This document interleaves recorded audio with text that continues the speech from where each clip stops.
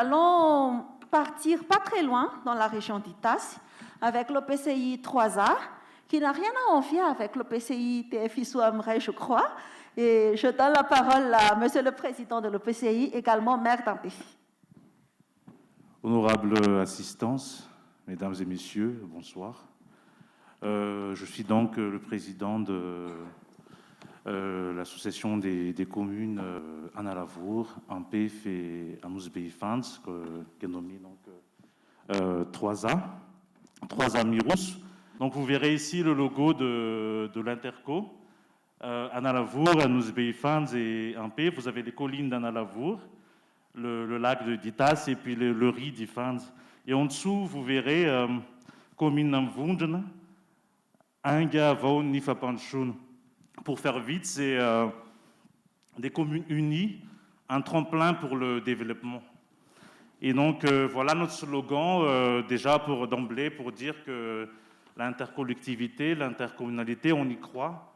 On croit que ça peut vraiment résoudre les problématiques de la résilience. Ici, aujourd'hui, comme monsieur le maire, je vais tenter d'apporter nos expériences en ITAS concernant l'intercommunalité. Donc, comme je disais, au tout début, nous sommes une association de communes par opposition au PCI. Nous sommes des associations de communes rurales. Ces communes rurales en ITAS, on compte actuellement donc, dans ces 3 communes-là 122 000 habitants et répartis dans 42 Funkoutan. Je vais vite passer par rapport à l'organisation. Nous avons une assemblée générale assez hétéroclite. Il y a le maire, le PCC, des représentants de chefs Funkoutan, des STD, des opérateurs économiques et des OSC. Et puis nous avons notre conseil d'administration et un bureau exécutif que j'appellerai plus tard secrétariat permanent. Donc les prémices de la structure, ça s'est fait en 2012, assez facilement parce que, 5 communes, nous sommes 3 actuellement, mais il y avait 5 communes au départ.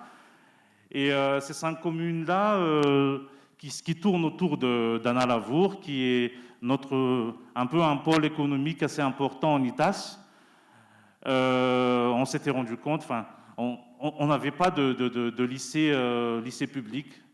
Donc les 5 communes s'étaient mis d'accord pour créer, pour ériger un lycée à Analavour et avec nos propres moyens. Et puis plus tard, on s'était rendu compte également qu'on a on a un problème d'accès aux services de base, d'eau, d'assainissement et d'hygiène. Ce qui nous lie en fait, c'est toujours Analavour qui est un pôle économique formidable, mais également nos ressources naturelles et nos sites touristiques que je pense que la plupart d'entre vous ont déjà visités. Et puis plus tard, donc, les problématiques détectées avec la région ITAS, là, c'est plus tard, on a été financé en fait par des partenaires comme l'Aquitaine. Et donc, il avait été détecté avec ces partenaires-là. Après des études, en fait, que nos communes ont des problèmes, en fait, par rapport à la gouvernance locale. Donc, les défis d'aménagement du territoire, les concertations, la participation citoyenne, une faible accès aux besoins en eau, assainissement, ça revient toujours, et pourtant on a vraiment des problèmes de bilarzie là où on est. Et puis finalement aussi une faible implication et participation des habitants et de la société civile dans la gestion des affaires publiques. Et donc grâce à l'appui du PAGLI, le programme de gouvernance, d'appui à la gouvernance locale, nous avons pu méditer ensemble et puis nous avons des appuis financiers, appuis techniques pour remédier à cela. Donc à ce jour, nos réalisations, bon, j'avais parlé du lycée d'Anna-Lavour, mais je tiens également à appuyer ce que monsieur le maire avait dit auparavant. L'intercommunalité, ça permet d'avoir une durabilité, une continuité en fait par rapport aux équipes précédentes, comme ce qui avait été souligné auparavant. Nous, les maires et les conseillers, on arrive là pour juste 4 ans, avec en général peu de bagages en administration publique. Donc là, on a l'équipe technique qui est là pour nous appuyer, et aussi le ministère de l'Intérieur par l'intermédiaire du district, pour nous appuyer techniquement. Et puis à côté, on a la chance aussi d'avoir l'équipe technique pour nous rappeler, pour souligner qu'il y a eu d'autres projets auparavant et essayer de continuer en fait ce que nos prédécesseurs ont fait. Et donc vous voyez ici que on a des renforcements techniques grâce à ces équipes-là. Pour prendre en exemple l'adduction d'eau potable d'Ampef, c'est un projet en fait qui a commencé il y a 10 ans. J'avais 3 maires avant moi qui ont étudié avec l'équipe technique, qui ont essayé de réaliser ce projet-là. Auparavant, il n'y avait pas d'adduction d'eau potable en PIF. On puisait soit dans le lac Ita, soit des puits privés. Et donc, il a suffi que l'équipe technique, le service permanent, le secrétariat permanent, donc nous transmettent, voilà, il y a un projet qui est en stand-by depuis 10 ans et qui cherche à être réalisé. Il suffisait d'un petit coup de pouce et puis ça s'est fait. Donc ça a permis, pour répondre en partie, que ça permet de répondre en fait aux problématiques de résilience. Là, on parle de santé, on parle de développement en général, parce que l'arrivée de cette eau potable-là, ça a créé aussi l'arrivée d'autres hôtels qui voient là un plus en fait par rapport à ce qui avait été apporté auparavant. Autre chantier aussi, il y a plusieurs chantiers publics en ITAS, mais je vais souligner le nôtre qui en a également eu des financements du FDL. C'est mon prédécesseur qui était un PDS qui a obtenu ce financement. Je ne l'aurais pas su sans l'appui du secrétariat permanent qui avait fait les études, qui nous a appuyés ensuite dans la réalisation, dans les appels d'offres et tout ça, parce que c'est vite arrivé, on est arrivé avec nos bagages techniques. Donc il fallait courir assez vite parce qu'il y a des deadlines à respecter, et grâce donc au service permanent, on a pu accélérer, on a pu suivre les deadlines et réaliser le projet dans les normes et suivant les cahiers des charges imposés. Je continue, donc également donc grâce à notre interco, et également je remercie le PAGLI et la région Nouvelle-Aquitaine pour son appui financier et technique pour la réalisation de quelques projets.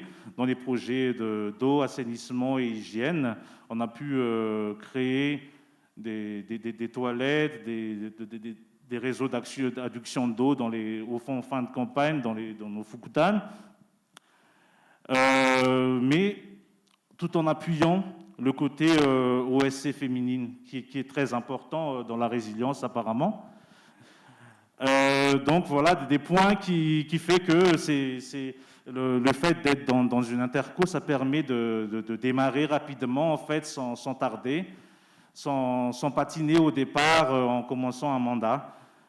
Au fur et à mesure, donc, on a voulu revenir à l'indépendance financièrement qu'on avait au départ, parce que pour rappeler, on avait commencé à financer notre intercommunalité, des projets grâce à nos fonds propres. Et puis, on a commencé un peu a beaucoup s'appuyer sur le PAGLI pour les réalisations. Maintenant, le PAGLI, aujourd'hui, nous pousse à voler de nos propres ailes. Et il nous donne un financement pour la création d'une gare routière. Une gare routière, pour ceux qui sont passés déjà sur un PIF et qui passent par Nalavour, se rendent compte que c'est un peu dur de passer par Nalavour. Et pour les utilisateurs, les usagers de taxi brousse, c'est dur d'attraper un taxi brousse comme il faut en période de pluie. Et donc, c'est pour ça qu'on a décidé de faire une gare routière commune pour les trois communes, donc, mais qui vont desservir de la R11 qui va jusqu'à Tsouromandit, R1 43 qui va jusqu'à Faratsiou. Ça va également créer des emplois. Et donc, voilà, je mets 3 points de suspension. Donc, comme je disais, notre but aujourd'hui, c'est la pérennité de notre association. On voudrait que ça dure. Si jamais il n'y a plus de financement extérieur, on aimerait pouvoir voler de nos propres ailes. C'est pour ça qu'on est à fond sur ce projet-là. Peut-être dans comment on appelle ça, une association de communes, ça nous a permis aussi de visiter d'autres OPCI, comme le TFI Soamirail. Pour ce projet-là, justement, on a pu visiter d'autres OPCI pour des échanges de bonnes pratiques, en fait. On le fait régulièrement aussi entre nous en ITAS, entre les 3 communes. On échange, comme disait Monsieur le maire tout à l'heure, on échange les bonnes pratiques, les bonnes manières, tout ce qui se fait de mieux dans les communes d'ITAS en général, parce qu'il y a d'autres associations également en ITAS. Et grâce au comité de pilotage organisé par le PAGLI, on se rencontre régulièrement et donc on peut échanger sur ce qui se fait dans les autres communes. On est en période de Covid, et durant le premier confinement, on a pu, grâce à des financements extérieurs, distribuer des masques auprès des étudiants, auprès des élèves pendant les examens, les CEPE et on appelle ça, les BEPC en fait, et les bacs. Et on a aussi fait des communications au niveau des radios en commun pour mobiliser, pour rappeler les gestes barrières auprès de la population de l'ITAS. Pour finir, donc 2 points. Actuellement, depuis l'année dernière, on a commencé à mutualiser aussi nos services. On a commencé par la fiscalité, dans le but d'améliorer nos résultats en termes de recouvrement, et également réduire les coûts. Donc on a du matériel qu'on a en commun qui nous permet de réduire les coûts. Et puis le dernier point qui est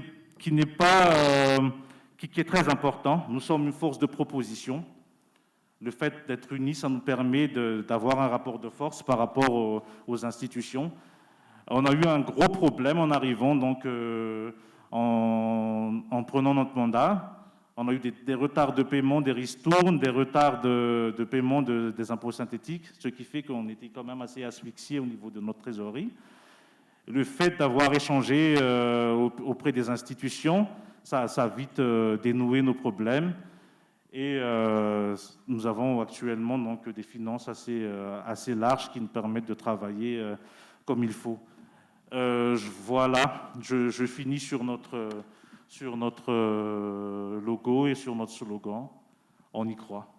Merci.